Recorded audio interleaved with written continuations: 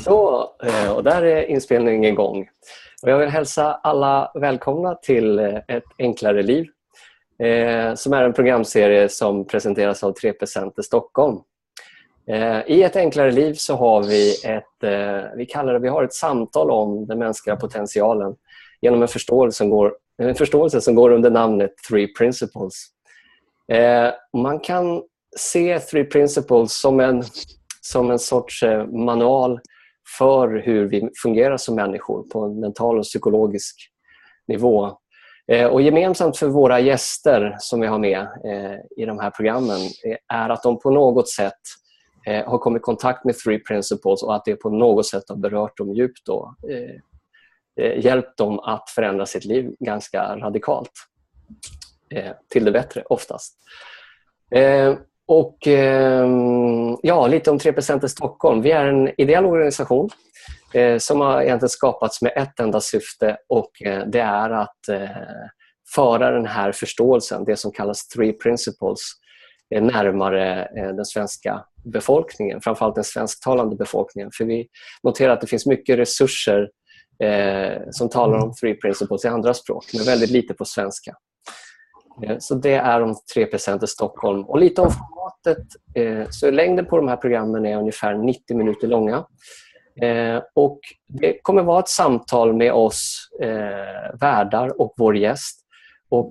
Men ni alla som är med här är varmt välkomna att ställa frågor när som helst, så kommer vi framföra dem till vår gäst. Och ni får ställa dem givetvis till vem ni vill. Och ställ dem gärna i chatten på programmet. Det var om vår introduktion för det här programmet. Och vår gäst ikväll är Barbara Patterson, och vi har med oss henne från Portland, Oregon, som ligger på västkusten i USA. Och hon var snäll och ville ställa upp på det här programmet. Och jag hade den stora glädjen av att få träffa henne när jag gick min coachutbildning för några år sedan i USA. Och jag kan säga att jag tycker väldigt bra om henne. Det är en mycket varm och god människa. Och hon har en lång karriär bakom sig, en lång och framgångsrik karriär bakom sig på en internationell nivå. Där hon både varit chef på multinationella företag och även haft en väldigt framgångsrik konsultverksamhet. Och hon är nu för tiden väldigt flitigt anlitad, vet jag.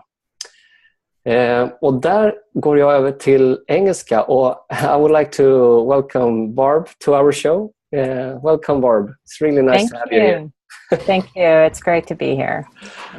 So, and also, I'm sorry, I forgot to introduce. I also have Stefan with me. He's our co-host for today.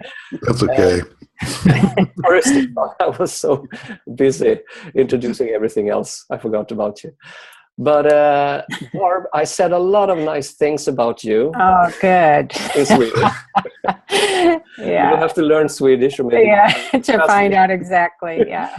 But I didn't mention that many things. I mentioned that I met you in the Super Coach Academy, which I attended 2 years ago. Mm-hmm. And so I would like to start this conversation off with just, can you give us a little bit of background on how you got introduced, how you got in contact with the 3 Principles? Yeah, sure.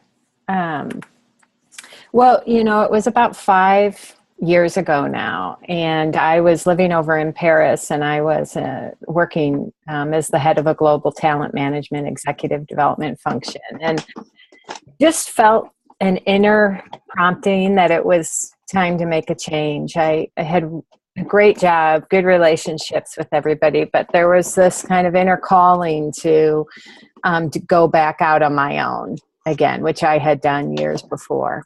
And so in doing that, I decided I wanted to hire a coach to help me.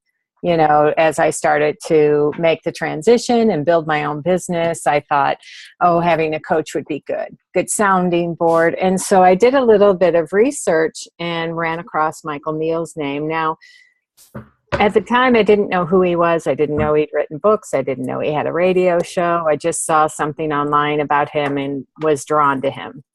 And so I reached out, and we had a nice conversation. I decided to work with him and to hire him. And I didn't know anything about the principles. I didn't know that's what he taught. It was just really kind of one of those fun instances that I think everybody has and can think of a time in their life where they just something just kept nudging them, and you just go somewhere because it seems to make sense. And back then I would have said, and I did say, I'm hiring you because you understand the coaching world and you're successful, and I think you'll be able to help me do this thing. In hindsight, what I can see is that I got so much more than I ever expected, because Michael began to work with me one-on-one from the understanding of the 3 principles. And very early on in our conversations, I could feel that there was something really powerful here for me personally. And then very quickly I thought, oh no, this is what I want to be doing with other people. And I'll just share a little bit about my background, because I have, for the last 20 years been involved in teaching and my own journey around personal development, and then which led to professional development. So I have taught around the world, leaders around the world, and everything from communication skills to leadership presence to team building and engagement and culture, all of those things, and worked one-on-one as well as with teams. And then at a personal level, I used to work with people on their own kind of what they'd like to create in their lives. And I did that in public seminars as well as one-on-one. So I had a lot of history in personal development and professional development. And the way that looked to me prior to this understanding was it was very much about kind of looking at your strengths and overcoming your weaknesses. I looked at humans and myself as these people that had good things going for them, but had some things you needed to watch out for, right? So a lot of my time in working with people was kind of trying to address that. And in myself, I saw why can I seem to get it and have success in certain areas, but in other areas just feel like I keep hitting my head against a wall. I just can't seem to make a change, or I still seem dissatisfied. And it was those places that, of course, captured the majority of my attention, whether it was for myself or the people I worked with. So in the pursuit to understand more and to help myself and help other people, I did a ton of stuff.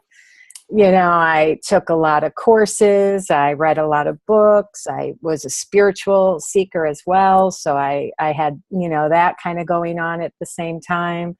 So I always believed there was a spiritual energy behind life. We were part of something bigger. But what that meant was confounding to me, And then I believed we had a psychology, and that it affected our performance and the way we lived our life, but that confounded me at times too. And so what the principles did when I began having my conversations with Michael in a really cool way, a really simple, profound way, it began to kind of collapse all of that and simplify it, and gave me a language for where our experience actually comes from, and seeing thought that all we're ever up against is thought in the moment changed everything for me personally, and then of course my work with people. So that's just a quick snapshot of the beginning. Okay, so Michael was the first one. Yeah. How long was the engagement with him? It was for a year, but as part of that, you got to attend Super Coach Academy, which I think I'm going to tell you this story, which doesn't bode well for me, but points to a better. I imagine it does. Yeah, in a certain way. Yeah, that when I worked with Michael and I knew I got to participate in Super Coach Academy, I was kind of, I thought I don't really need that. I'd been trained as a coach. I had been coaching for years. I sort of saw that as, oh, fine, I'll do it because it's a part of the program, but I don't really need it. And yet that program, thank God, I had to show up, because that program in and of itself introduced me to more teachers in this understanding. It helped take my understanding of the principles to a much deeper level. And as part of that journey, I met George and Linda Pransky, And George and Linda Pransky and I went out to lunch and just kind of hit it off, and they invited me up to LeConner to see what they were up to. And so I went up there for a couple weeks, ended up staying for 3. You know, they had some clients coming, and they said, why don't you come work with us and our clients? And then after that, they invited me to come up for 3 months, and they would mentor me and I would coach their daughters as they were starting to build their business. And so I said, okay, we were going to do it for 3 months. 2.5 years later, I was still there. And George and Linda and I decided to do a business partnership. So part of my own business includes a partnership with them where we train other coaches. And I share that just because they've become, that first introduction with Michael opened the doorways to lots of other teachers and people that I've learned from. So George and Linda, Elsie Spittle, Dick and Bettinger, Aaron Turner, Mara Gleason, Mark Howard. You know, these are people, and I'm, you know, doesn't even count the conferences and the webinars and all that other stuff. But I've had just an amazing opportunity to work with and connect with some folks, including Elsie Spittle, helping her with her most recent book, which was an amazing experience. So, yeah. So I'm curious, how can you give us before and after? You know, starting to work with Michael, thinking that you need to, I listened to your 3PGC thing you did. Yeah. And I love the way you said it, that it's like you realized before there was like you just said, learning about yourself, come and see what weaknesses you have and work with those. And you saw something different, and I think something happened. Yeah. I, because my background in the personal development and professional development was kind of psychology based, right? That means that I kind of saw myself and the people I worked with as having issues, you know, and patterns of behavior and things that we needed to overcome. To have the kind of life we wanted, or to create the things we wanted in our life. So as a result of that, I was focused a lot on how to fix what was broken. You know, just, you know, I was always optimistic and had a good life and healthy relationships. So, but I still saw myself as needing to be fixed, that there were parts of me that needed to be fixed. And so therefore, the people I worked with, I saw in the same way. So in this understanding, what the principles point to and show us, kind of one of the core things is that we have innate well-being. And what does that mean? Because I sure had a lot of evidence that pointed to the contrary. You know? But when I heard that, I believed that. Like, I believed in our innate innocence as humans. And that at our core and our spiritual nature, all is well. And that what did you hear? How can you hear that? Well, what I mean by that is it struck me. Yeah, okay. There was something inside that said that's true. My intellect wanted to dispute it. But at a deeper level, I could feel that there was truth in that. And allowing that feeling to just emerge more than my argument, right? Allowing that to kind of have more of a presence began a journey for me. And in that journey, all of a sudden I noticed that I would have these if only thoughts, like, well, if only I were thinner, life would be better. If only I, you know, had this, life would be better. If only my business would grow faster, my life would be better. I had all these kind of if onlys. Well, all of a sudden they couldn't quite hold the same space as innate well-being.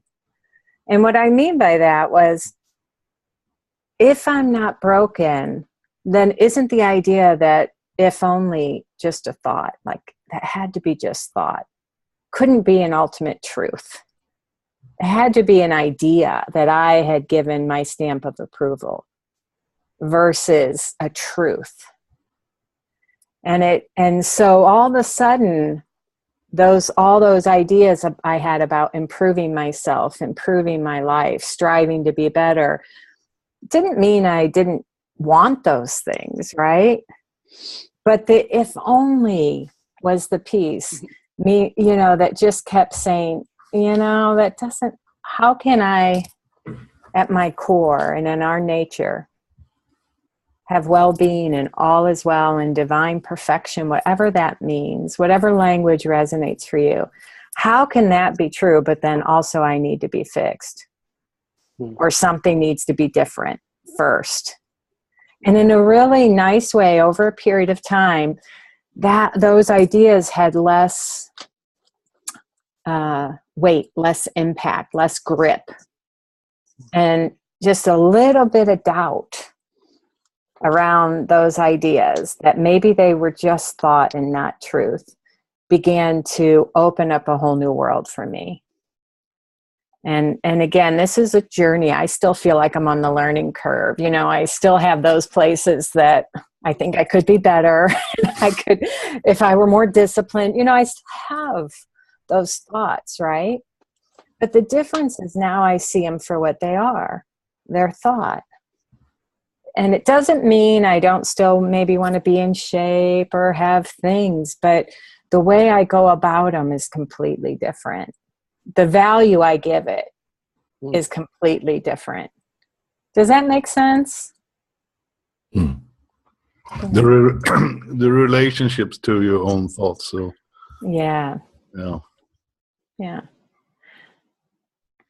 Yeah, and I began to see like how I was holding myself in my life, that as long as I thought I needed something to change to have a good life, I set myself up for dissatisfaction. Even if it's a low grade, low hum, it's still a feeling that I was creating inside myself about more, more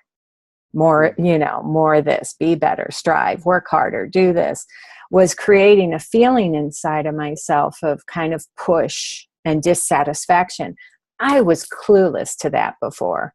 I was totally clueless to that before, because I would have thought, well, that's what got me all my opportunity. Yeah. That's what made me as successful as I was. That's what, like to me, I was a fish to water. I had no clue. And then as I began to deepen my own grounding in this understanding, I realized, oh, that feeling is affecting me. It's affecting my ability to be really connected to people. It's affecting my ability to see fresh thought. It's affecting my ability to have a new experience of myself. And I didn't know that before. I was kind of blind. About 2 years after leaving my job, I had a chance to go back to the office, and they wanted to hire me to do some work. And I was so excited to see everyone, because it'd been a while. And like I said, I had a lot of fondness for the people in the organization. And when I went back, it was like this really amazing snapshot in time where I got to compare, because I left a job that I had loved, doing work I loved with people I respected, right? 2 years later, I was doing work I loved with people I respected, enjoying what I was doing. But the feeling inside of me was completely different.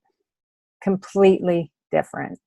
I wasn't kind of walking around so much in that constant pressure and this constant sort of layer of dissatisfaction, need to do more, be more, help more, whatever it was.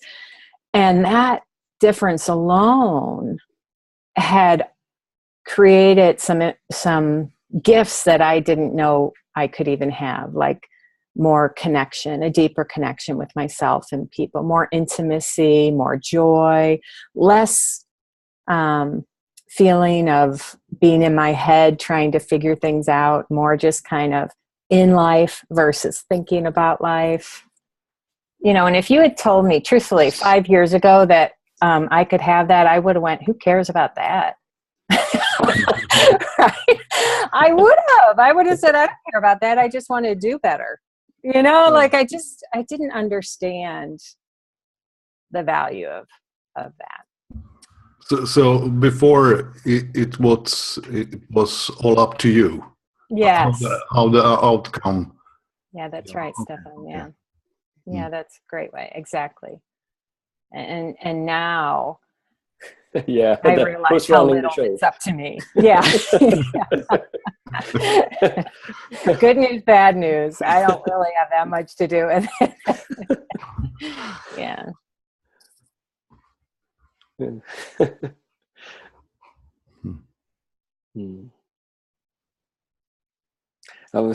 When you were talking, there were so many things that came up, but I was thinking about that being in control, how that really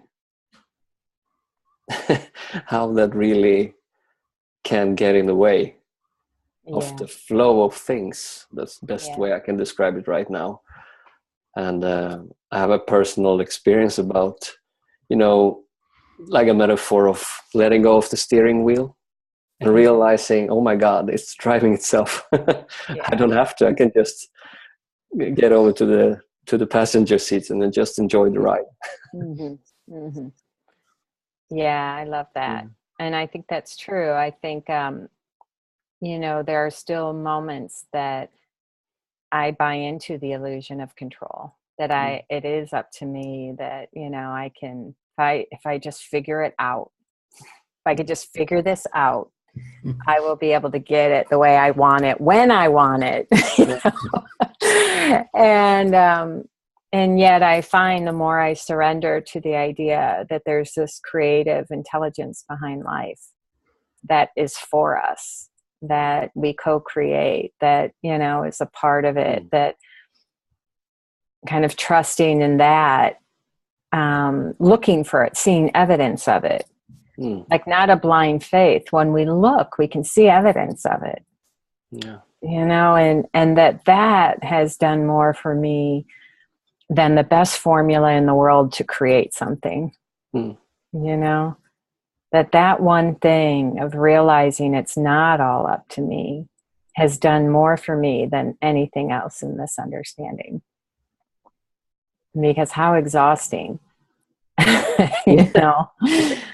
Yeah. And we miss so much, you know.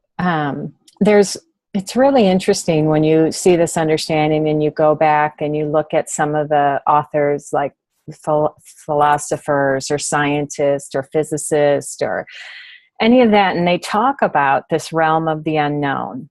You know, scientists or physicists will call it like a field of active information that's behind life, the energy that's behind life, the creative intelligence, you know, whatever you call it. And variety of fields, and people throughout the centuries have identified this thing.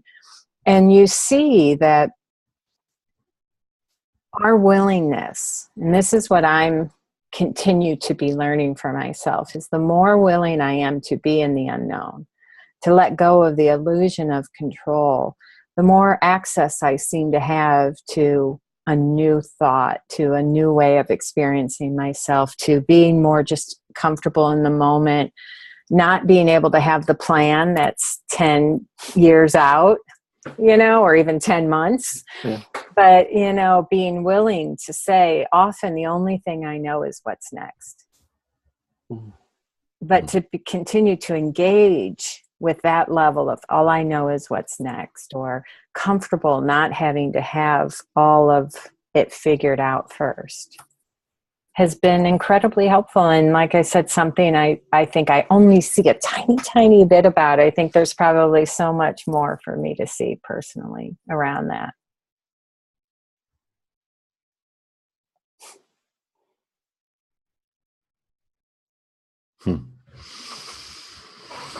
Sounds great.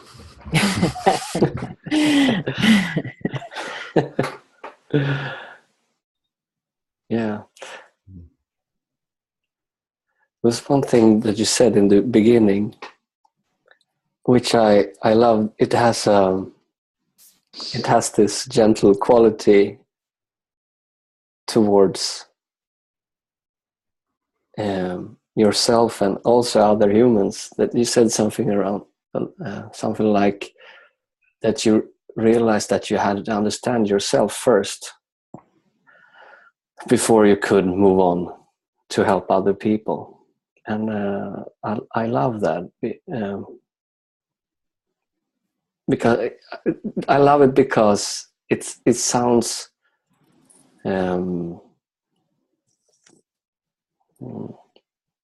like kind-hearted, and also the most sensible thing you can actually do. Because everyone, every conversation we have every day in normal day life, people always point out what's wrong with everything else. And everyone is so focused on pointing out whatever everybody else is doing wrong. And I'm not saying that there is a right and wrong. I think it's the place and time and place for everything. But to do that 180, just turn around the attention and look within instead. I think that's the best thing you can do, and that's the nicest thing you can do to other people. Instead of figuring out how to be nice to other people, you have to start with yourself. How else would you know what nice is if you don't know how to be that to yourself? I love that, Patrick. Yeah, it makes me... Am I interrupting you? I don't want to interrupt. No. Okay. I was interrupting you before, so... No, I like it. Please, more interaction, the better. I wouldn't have put it in these words before, but one of the things that also this understanding began to do for me was, if there's a design, so in other words, you've heard this example before, but it works for me. We cut ourselves, the body goes to heal it. Nobody argues that there's an intelligence to our body anymore. That when there's a sickness, a cut, the body begins to do what it can to heal. People look at nature and see the intelligence behind nature. They see that an acorn becomes an oak tree. It's a given now. Well, that must be true then for the human design and for our psychology, that there's a design behind it and an intelligence to that design. So when I began to look what's the design of our psychology? And the principles talk about this, that our experience comes from our thought in the moment. So you begin to see that part of the design is we go up and down. Part of the design is that we have insecure thought and loving thought. Part of the design is upset and quieting down. Part of the design is your mind gets really full, and then you have moments of quiet. Sorry. Sorry, Barb. That's okay. I cannot turn off Joke's microphone. There's something wrong with Zoom. I've tried it before. Joke, Okay. please turn off your microphone. Yeah, of course. Sorry. Sorry, Barb. In the middle. No, that's all right. The sound of children is never a problem. It's the sound of the adults that's annoying. Yeah, that's right. Yeah. Maybe I should say that. Good point. I really, in a very literal, kind of simple way, began to say, how can there be intelligence in the design of nature, the design of our bodies, but not our psychology? That there had to be an intelligence behind that. And then because I get to teach this around the world, I noticed whether I was, in China, the US and Europe, wherever I was, when I would talk about the human experience, there isn't one person that ever said, oh, I don't know that. Right? Whether we talked about everything from joy to confusion to insecurity to hope to neutral to not one person ever said, I don't know that one.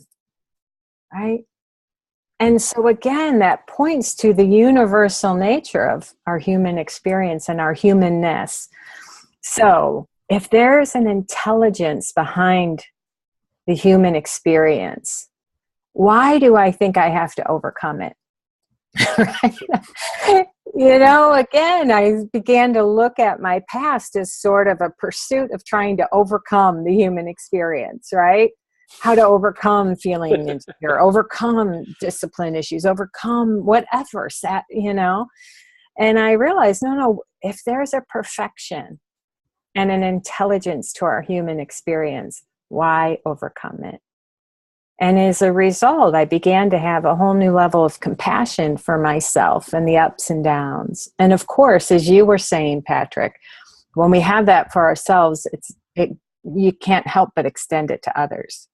So I began to get less interested in trying to overcome my experience, right?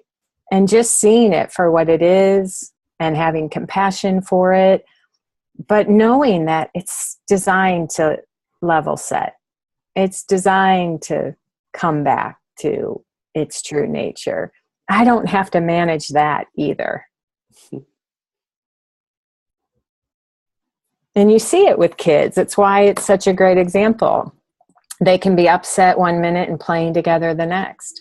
Yeah. They can be arguing with you about something and then hugging you the next, and I point to that because you can see that left to its own devices, our psychology level sets. We get upset, we come back. We get confused, we have clarity.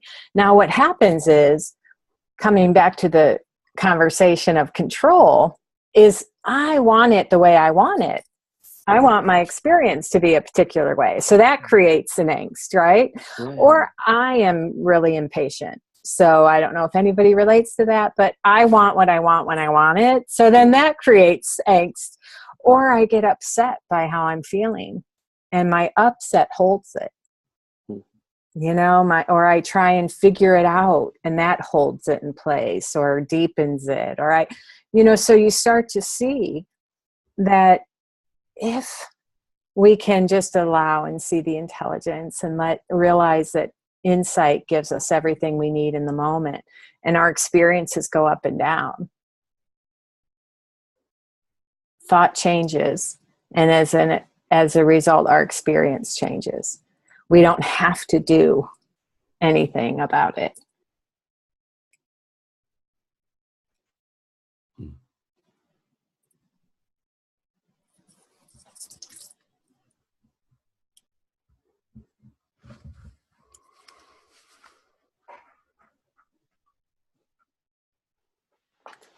I was thinking still about the Michael thing,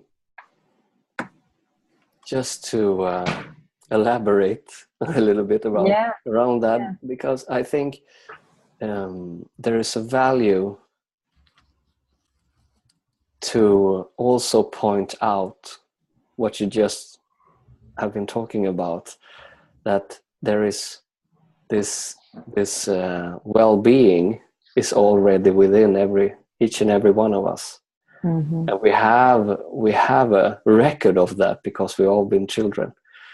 Like you just said, you just gave all the examples. We don't hold a grudge. There is not a single baby in the world that holds a grudge against the parents more than just a couple of minutes. As long as the upset is going on, of course. Yeah.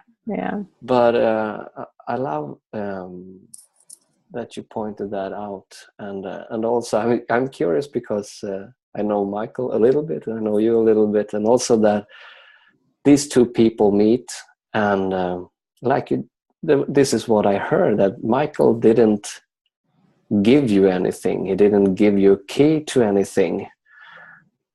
He said something, and something woke. It resonated. We use those words in the English language. We don't use it much in Swedish. We have the same translation, resonera. But the thing is, when truth is being expressed, it doesn't really matter in which form it takes. The words is not the main thing. It's the what happened behind the words, and we can never figure it out probably. But I love the way you said it. That it was something that resonated with you. So you might have heard those lines before. You have innate well-being, but you probably never heard it the way you did when Michael said it in that specific. And if it was Michael or you, or if it just was meant to be in that certain point in time, we can never. Sure.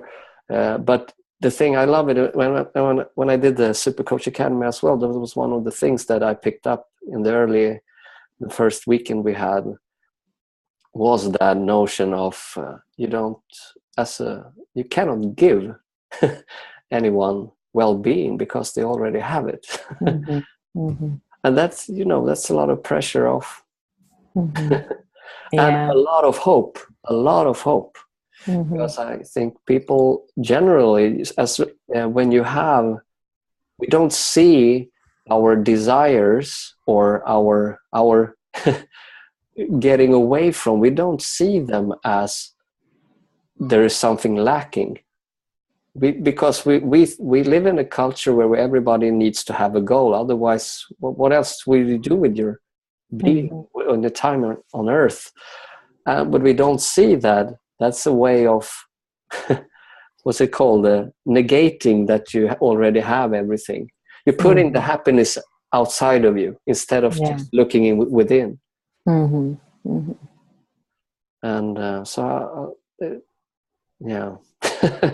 and this was the same. I have the same story, but it was like, I never heard about the 3 principles. There was a ancient story from the Tao, which I heard when I was 25 years old. And it was something within me that just shifted. And I didn't understand what happened to me because everything looked very different. And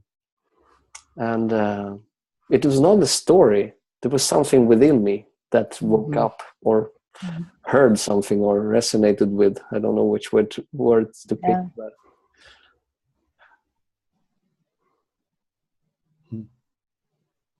and I also... Oh, sorry, Stefan.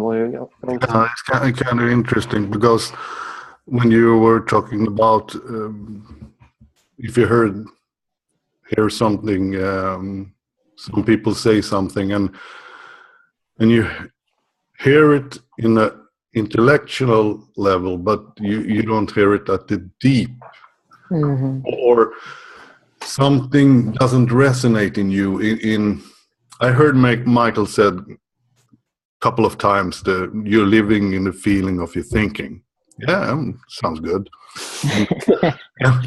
And something happened when I didn't listen, just did something on my desk here and had Michael in the headphones.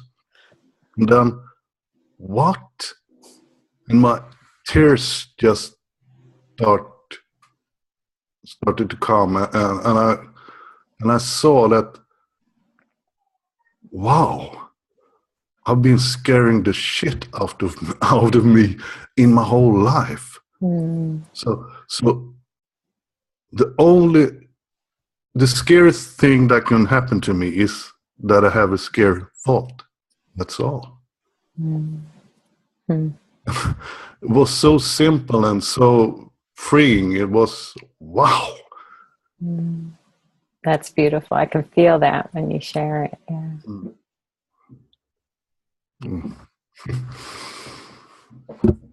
Yeah, and you can feel when both of you share from what you've seen that just went deep for you. In my mind, that's what wakes it up for the people around us. And I don't mean you have to be a practitioner. This is for everyone. This is for you as a parent, you as a spouse, you as a friend, a sibling, a stranger. That the place we come from, in my mind, is what has impact for ourselves and for the people around us. And it's kind of the mystery because we never know what will do the thing, right? Or when, or any of that. But in our willingness to just be who we are, share what we just see for ourselves with no agenda, not trying to change someone, not trying to help them get somewhere, you know, but just in the naturalness of us living our lives from this understanding, you know, and walking from this understanding, living life from this understanding, sharing whatever we're up to. What I see more and more is it does something for people. It's a really lovely way to be with people. Whether they're trying to change something or not doesn't matter. You know, like I just had a good friend pass away a couple weeks ago, and it was a shock. And I went home to be with her husband and family and our old friends. And it was this, you know, really upsetting time, but also a time full of love and connection. And it was interesting to be in the middle of that and realize that because of my understanding in this work, I could feel all that. I could feel the depth of sadness, but also I could feel the love, the depth of love. My heart was so touched, and it did so much for me, and I know for the other people around us. And prior to that, I would have shown up and I would have been as present as I could. It's not that, but I know this understanding has deepened my ability to be present to people in a more profound way, and for me to receive as well. You know, that it was very much a two-way street. And I think that had nothing to do with me trying to teach anybody anything that week. You know, we were just all just wanting to be with each other. And that's why I think this understanding is just such a lovely thing, profound thing, you know, that we give ourselves, but also affects the people around us, whether we ever teach them anything or not. Mm. Yeah.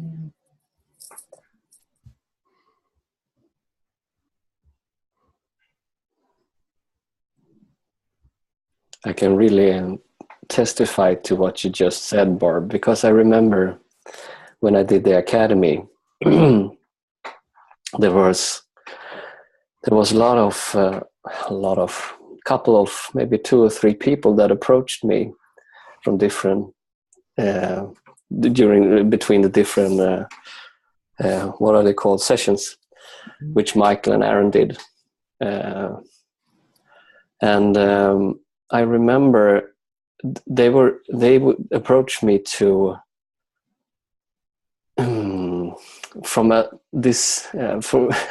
they had some dissatisfaction around, okay, why are people so slow learners? Oh, I already know all this, blah blah blah. And I remember that I wasn't being personally, I didn't share that, but in a way, during my journey within the academy, there was something like, you know, okay, already know algebra. I'm past that. Can we please talk about differential equations, if I want to use a metaphor? Can we just leave algebra behind us now? Because so there was a notion of that, but there was not this, I need something else. There was not this big urge. I remember there was, you know, it's nagging me a little bit. So I had this idea of to do something else after the academy. And I remember the thing I wanted to share. And I just remember that I never got the chance to thank you, Barb, because I remember that I approached Aaron, but he was really busy between the sets, so he never really met me there. And I perfectly understand that. But I asked you if you could talk with me for a couple of minutes, and we just... and I remember, I don't have a clue what we talked about, but I remember I was starting to ask you a little bit about the Pransky and Associates program and blah, blah, blah. And I remember the way you responded, and there was no advices given. There were no, you were just being there and listen. And you didn't have to do much of that. You were just being present, and you listened to me, and you said, yeah, we can talk about this at a later time. And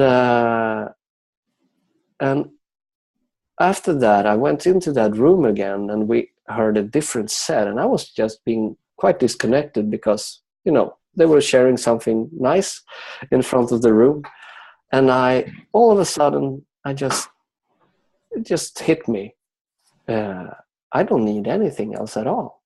And it was really, really connected to the conversation we had. And the thing I want to personally thank you now. And the thing I wanted to say also that the power of just being with another person, you know, I had all the answers within me. I had all the answers. You didn't give me any answer at all. You didn't even ask me challenging questions, you know, like coach.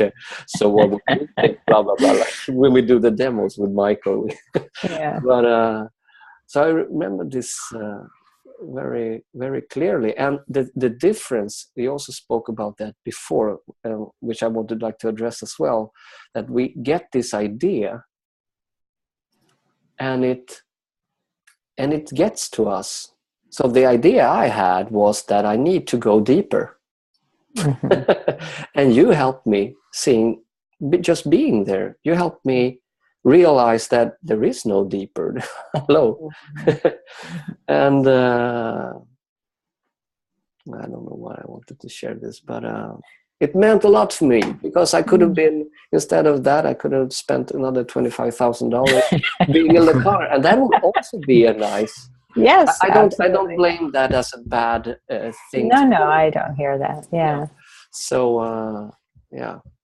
So no, I appreciate.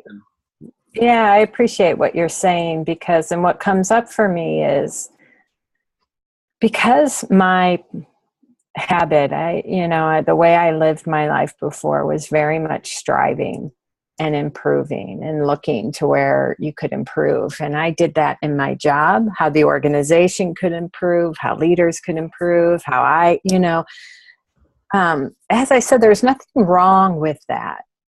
But to me, I had this kind of way, a habit that was always more, better, improve. And as a result, as I said, there was kind of a low hum of dissatisfaction. And there was no appreciation really for what is. You know, there was never a savoring and just hanging out in the gift of what is. And to be honest, I didn't respect that very much. You know, I kind of poo-pooed it. I kind of was like, yeah, come on, let's get to work. Let's do more. And I remember when I first started learning this, and George in particular, would say to me, Barb, there's no direct relationship to the amount of mental activity you have and your results. And I'd be like, what? I don't understand what you're saying, but eventually he kept at it, thank God. And I heard him that, my internal busy mind, active mind, trying to figure it out, trying to push, trying to analyze, evaluate, strive, push, ultimately was not in relationship to the quality of my work. And I began to see that there was more of a relationship between being in the moment to less on my mind, to appreciating what is and having higher quality connection and more depth and new thought. Like there was that relationship between less on my mind and a richer life there was a connection there, and not what I had always thought, which was a busy mind, figure it out, meant a high quality. I don't know if I'm saying that very well. Hopefully you get a sense of what I mean. Because when George would first start talking to me, I thought what he was telling me was to settle for less, settle for not being good enough, settle for what is. He was not saying that. That's what I heard. So it took me a while. It took me a while for my own internal busy mind to quiet down and to begin, as I had a quieter mind, as I began to see thought and not give it the same amount of credit that I used to, more spaciousness came in internally. And in that spaciousness, I started to have what you're talking about, a natural appreciation for what is. I started to feel life in a different way. I started to get touched by life in a different way. And then that was my wake up. Those things were my personal evidence, right? Where before, if I had heard a spiritual teacher say, appreciate the present moment, okay, but I had no personal value for that. Yeah.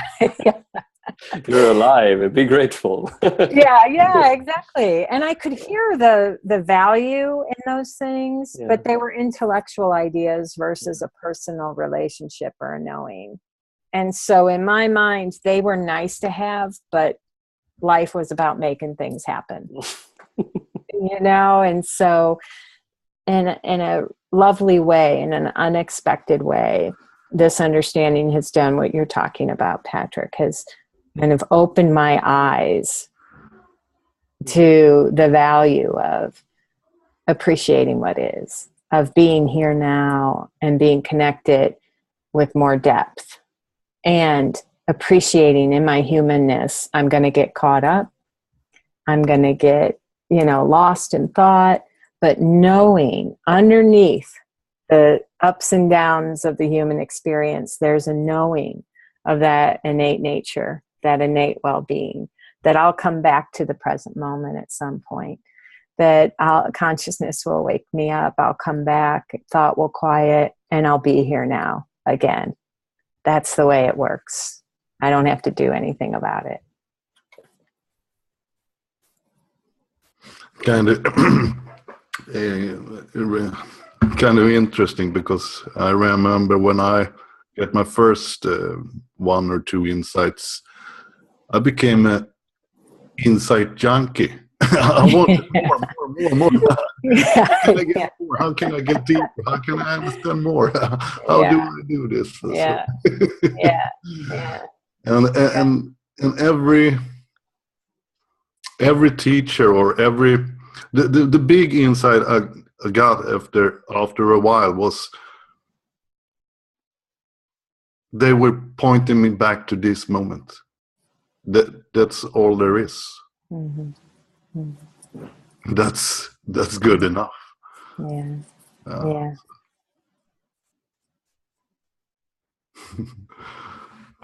Kind of fun when you're searching and you don't know what you're searching for, and yeah, that's lovely. Yeah. And you think, because of our training, because of our background, because, in our innocence to want to do well in life and be the best we can be, it makes sense, that we look outside and we think it's about doing better, having the right formula, having more, changing the circumstances. It makes sense, but this work and the principles point us to, and this understanding does exactly what both of you has shared. It wakes us up and brings us back home to the moment. And in that, you see we have everything. There's nothing to attain or do more. And it doesn't take away the fact that we're human and we may still have preferences. Like, if it's dark chocolate or milk chocolate, I'm going to choose dark chocolate. You know what I mean? Like, you can have your preferences. You can have both. Yes. Yeah. Well, but that also, that the way we think it's, how I thought a good life came about, was just very different from the way I see it now.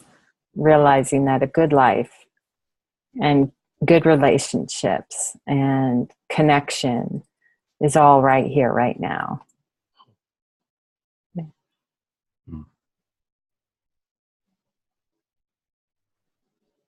I wanted to say something about what you just said. I think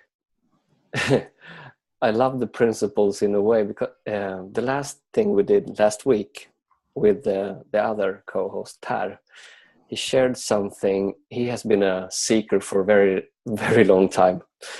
And he said at his, I don't know how he put it, but in his best or worst days, depending on how you want to see it, he did go through with maybe 6, 7, or 8 hours of YouTubing every day. Everything from Zen Buddhism to Sufism, mysticism. He did it all. He was the worst junkie I've ever met.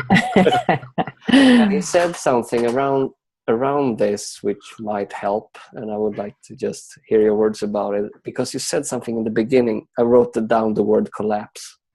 You said something that Per shared it this way, that when he heard about the 3 principles, there was something around the way they are, the construction of them, or whatever you want to call it, the how they are, the form of them, that there is so little to figure out. There's no food for the brain there. He said, like, the brain comes to the intellect breaks down. It cannot figure it out. So it's very, very narrow. Instead of indulging in thousands of pages of Sufism, mysticism, everything, you can just get completely lost. But the 3 principles are so down to earth, very, very simple. So that's the way he expressed it. And he also said something like that. There was something that collapsed. There was you heard something, and I think that's the message to the people who would like to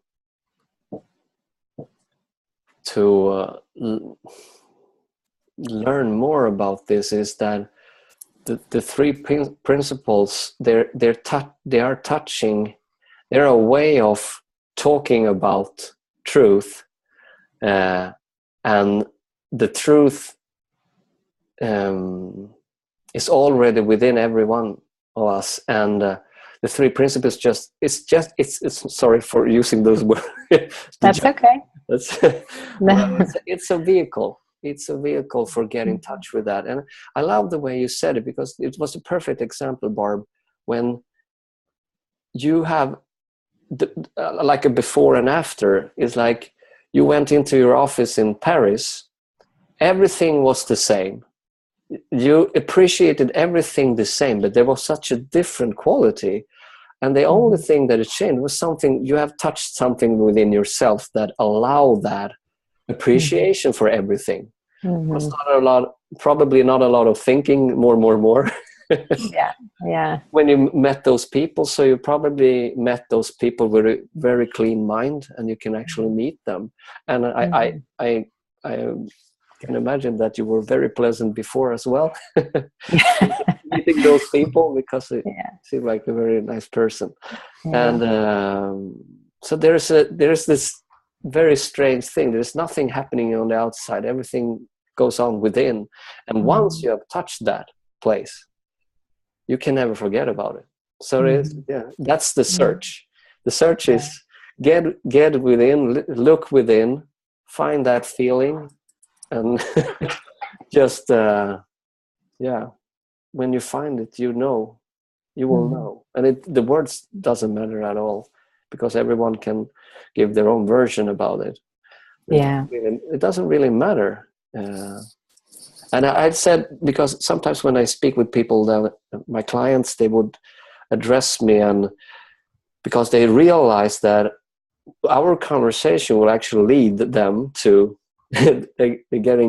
using their logic, and they see, oh my God, you're going to take away everything from me. I've heard people say that to me, and I say that's it true in one way, in one sense, because you need to get away from everything. That's maybe not correct description, but the way I said it was that if we remove every want in your life, every goal, whatever, every striving that you have, that when you touch when you get in touch with yourself, then you are free to you can put whatever you want back there, but you need to get clarity, because there are so many, like, there's so many, you cannot see the forest because of all of the trees. Remove the trees, get a touch of the forest, you can just, that's a very strange metaphor, but yeah. So that's the way I usually say it, that maybe stuff needs to go away, but you are very free. You are free maybe for the first time to actually put stuff back. You can have as many goals as you have, but now probably what will happen after that, these goals will probably be very aligned to what you actually want, instead of all the other strivings that you've had. They are probably not even yours to begin with. From everything, from culture, from upbringing, and everything. Yeah, I think that's right. I mean, this understanding, seeing the principles in your own life, does simplify things, because in my old world, I had all these separate issues, or my clients had issue, or the organization had issues, and then there were different strategies for different issues. And then there was, that got compounded by how successful people were at change. Like, there was so much complexity in human behavior and so much complexity in change, right? But when you understand the principles and you begin to see where the human experience comes from in a really simple way, you see that all that's ever happening for anyone at any time is that we're living in the, as Stefan was saying, in the feeling of our thinking. We're having an experience of thought in that moment. That's it. That's it. If we can just be on the exploration of what that means, and I want to say, like, your wisdom, who's ever listening to this right now, trumps mine any day, all the time, right? Our own personal journey, our own wisdom trumps everyone else's. But if we can, in a really gentle way, just get curious about that we're just not always living in the experience of thought in the moment, that begins to open up an inquiry and an exploration and a learning curve that will be in your best interest and will have the qualities that's valuable for you individually. Your wisdom will help you see what's important for you to see in that moment and in that time. And by just staying in the possibility that it's just that simple, it keeps from adding on more complexity and more, well, what about this and how does that, and but I do this a lot, that must mean something, or I've tried this before, it didn't work, that must mean something. You start to see that we add on all these ideas about ourselves and why life is the way it is, why other people are the way they are. We have all these ideas and decisions we've made about ourselves, conclusions we've drawn about other people, and we don't see them as thought. And so we're trying to navigate our life through all these ideas and decisions and conclusions we've drawn. And I think what the principles invite us to do is to let go, as you said. It's not an adding on, it's a letting go, a falling away, a collapsing of all that, and seeing idea as thought, conclusions as thought, decisions as a thought we made in a moment, and to allow that to fall away and to get more curious and open of what if it is as simple as I'm living in the feeling of thought in this moment. And that changes all the time. New thought comes all the time, and as a result, new feeling, new experience. That's where the juice and the understanding is, not by looking at my behavior or my circumstances, but by realizing, what does it mean for me if I get curious about this? That I'm not a set way, I'm not a set personality, I'm not a set individual. I don't, that everything is up for grabs. That this creative potential, this creative intelligence behind life, is rich with potential for new and fresh thinking, fresh perspective. And just staying there, like not even taking that to the level of, ooh, what could I create, right? Which is what I did, oh, well, how will this understanding actually help me be better, right? At first, of course, that's what I did with it. But I'm saying, no, stay here. Stay in the simple understanding that there's this infinite intelligence, what we call universal mind, behind all of life. And from that thought comes, and that's how we're always experiencing, through consciousness, we're experiencing that thought in the moment. That's it. End of story. And see what that opens up for you.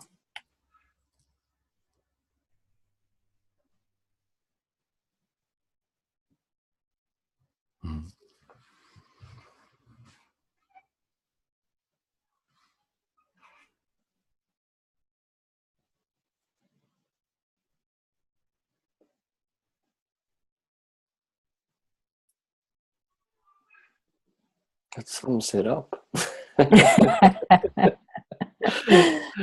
I love it. Because the last sentences you said was like, that's summarizing the principles. It can't be that simple. Yeah, maybe it isn't, but what if? Yeah. Just to be willing to go on that inquiry for yourself. I promise what will come forward for you will be meaningful for you.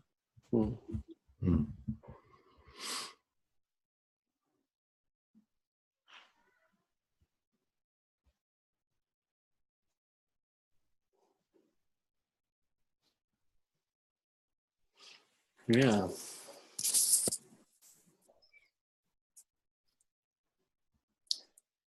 Do you have any advice? You said get curious. I wonder if that was what Michael said to you. Can you recall your first conversation? I don't think he used those words, but I could be wrong. I don't know. I think what happened for me around that phrase was I had an insight. One day I was sitting at my desk and looking out the window, and I was worried about money and clients and how to get more clients and, kind of what I needed to be doing. And I realized, like, oh, wait, no, I can feel inside of me when I hear, the Michaels, the Georges, the Aarons, that there's a different way to create my life and my business than through fear. Like the fear of got to get moving, got to do more. I could feel that there was another way to create my life, and I didn't know what that meant. But I knew I wanted to listen to that and build a life from that versus my old ideas. I wanted to move more in the direction of creating from this unknown, from this other place. So what occurred to me in that moment was, what if I got as curious about mind, what we call mind, as I was about how to build my business? Oh, so you actually had a conversation about, okay. And I had a personal insight. Yeah. This was inside of myself that I said, what if I got as curious about that as I was about how to have a successful business? And I realized how much time I actually spent thinking about my business versus being curious about that creative potential behind life and just hanging out there. And so I got on a learning curve. That moment, that insight began a learning curve for me around this and what we're talking about today. Yeah. It's one thought, one different thought, or you seeing. That's right. Yeah. Yeah.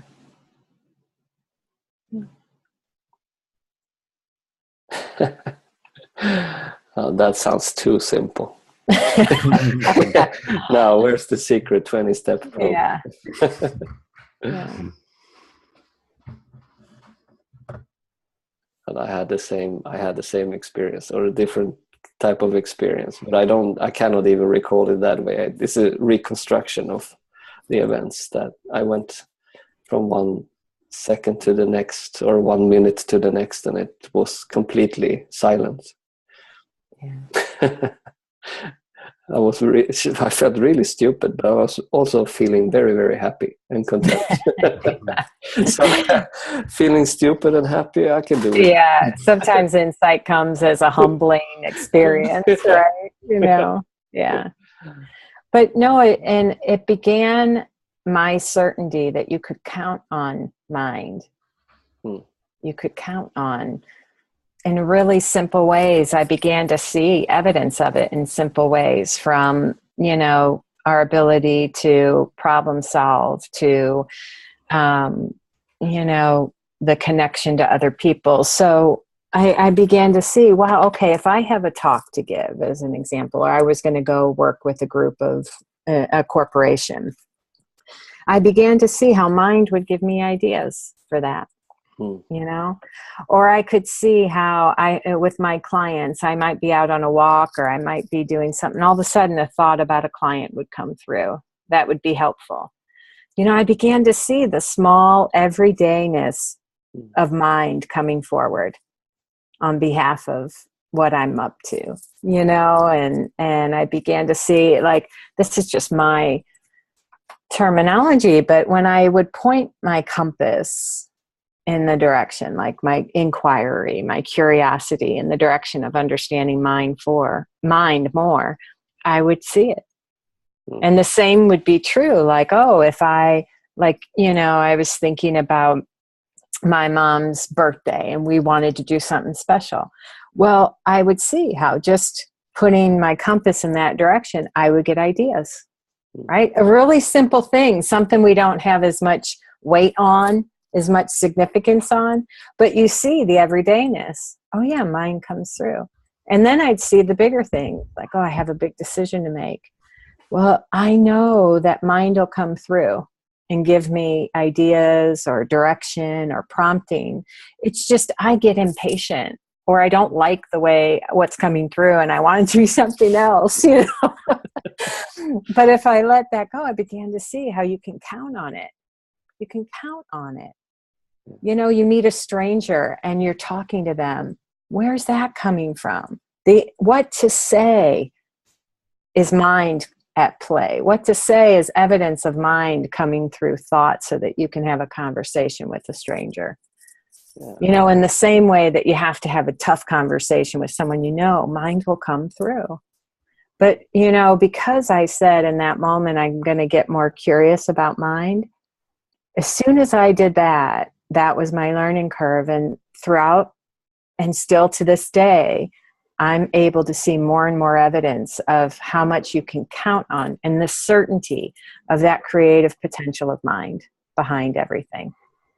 And that will always serve up something. It's kind of interesting, because when I worked in the company, we had meetings about problems and how we can solve them, brainstorming about the solution. But when our boss said to us, we have to create a logo, then everybody went out and did something else. And came back with examples of a logo type. But when the problem, it was, you know what I mean? It's you got to figure it out. You got to work harder on it, because how do we solve them? So it's kind of interesting when Yeah, and you can see, like, sometimes in those meetings, there's an energy and a problem solving, and you actually get there. But also sometimes in those meetings, you just see how it just gets more of a cluster, more confusion, and more, and the feeling in the room gets heavy and weighted and frustrated. And, you know, but a company that you begin to share this understanding with, and you help them understand the way the mind works, what they begin to see is at the times of tension, at the times when it's becoming hard, they need a break. You know, they'll take a break. So it's not as if they'll say, never collaborate and problem solve. Like there isn't one way, but you begin to look for evidence of, are we moving in the direction of something that's helpful, or are we moving in the direction of strain and difficulty? And that becomes your gauge. Yeah, that's a good pointer.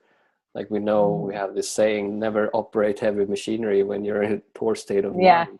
Yeah, that's right. I had a conversation just recently with my wife where she shared something like, it was personal, but it doesn't really matter. Don't take anything personal anymore.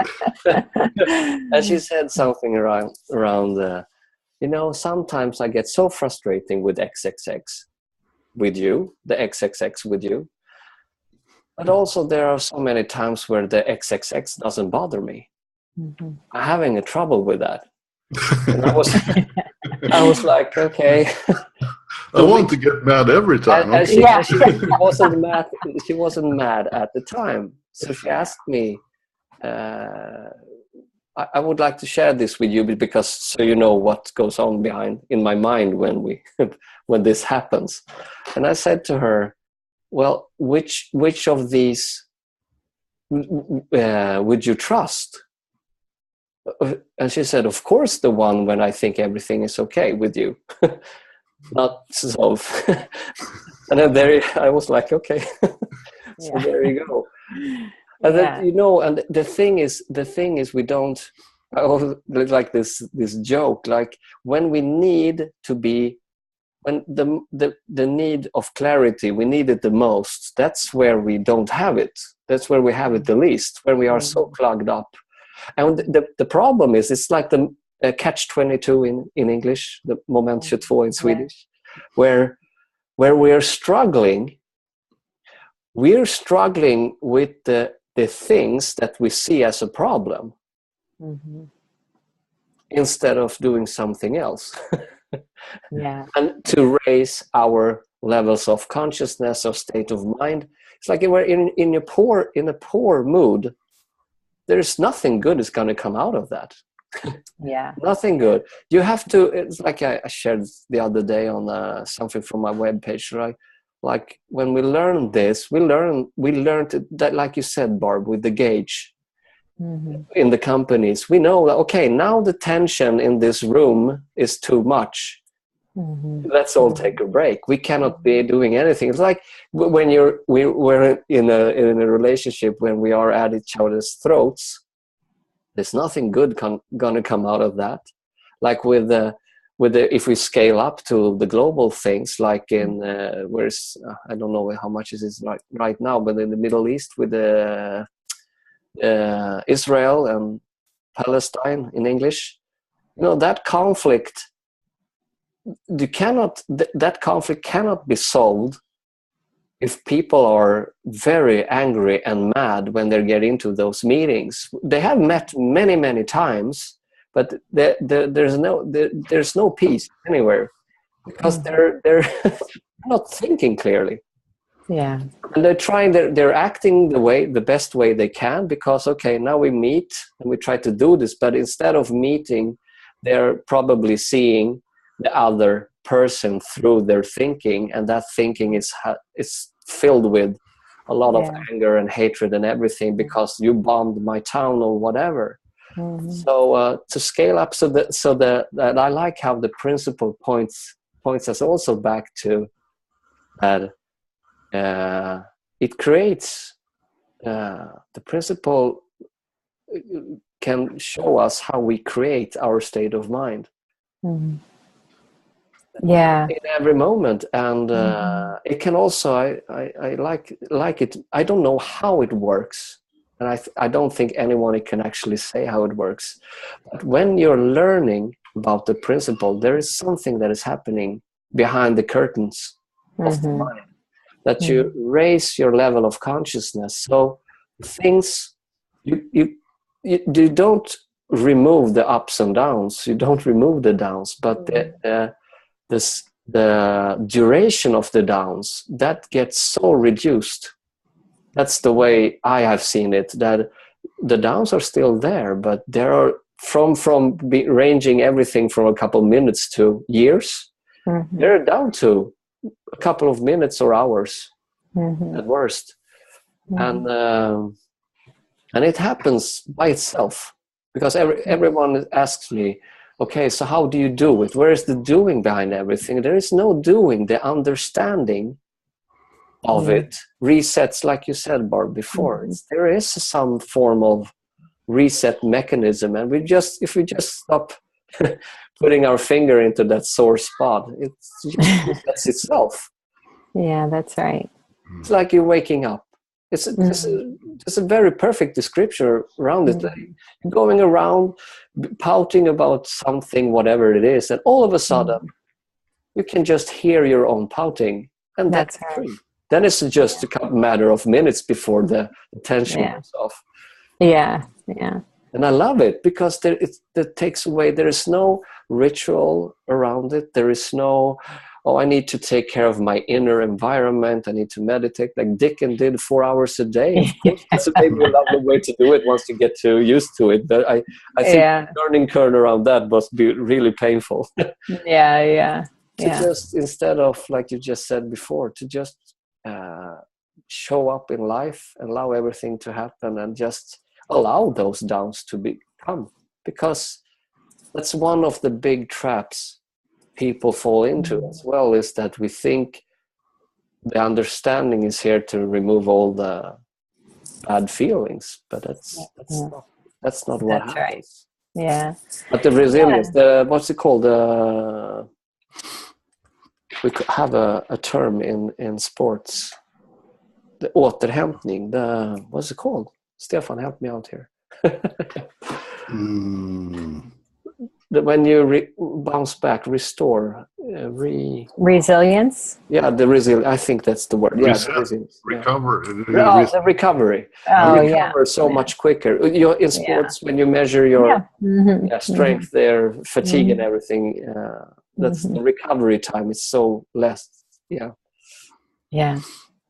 Yeah, and I think in a really nice way, when you get curious, like we've been saying, you began to look for evidence of how in the design, we're designed to level set, to come back home, to come back to more clarity, for our minds to settle, for shifts of consciousness happen. We don't make them happen. Awareness, insight, new understanding, that all happens.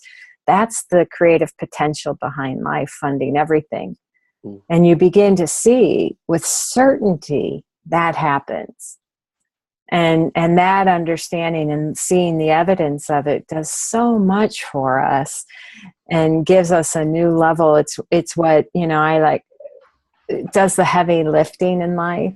It allows us to be in the moment and yet have this little bit of voice coming through saying, remember, you're making this up right now. There's probably something else to see. Remember, you're living in your experience, or, remember, this too shall pass. Whatever it is, those small little voices that come through to comfort us, to help us see. Like you said, it doesn't take the experience away. But when you begin to see the certainty of our innate well-being, that we're designed to level set, we're designed to go up and down, we're designed to have shifts of consciousness, that insights happen, new thought happens all the time, every day, all day. You begin to see that with certainty. It does everything for you. Yeah, that's beautiful.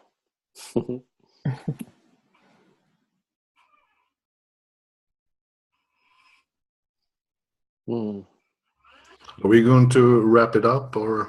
I think so. I think everything has been said. Yeah, definitely. Yeah. Are there any questions before we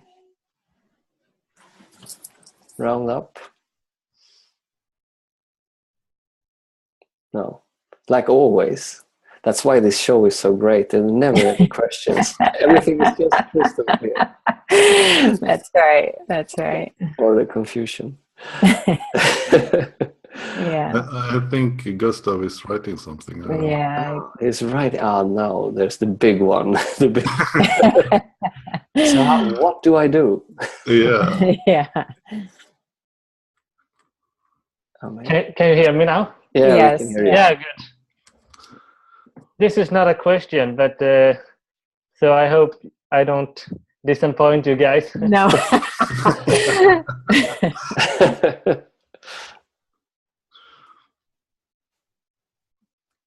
You can talk. You don't have to Yeah, write. you can share. I can talk. Yeah. What I'm thinking with, I just wanted to share that. Okay, let's see. I just wanted to share that I had some beautiful insights. Thank you, Patrick, for telling me. You talked about that you have to take something away to see what's inside. And I heard that in a beautiful way.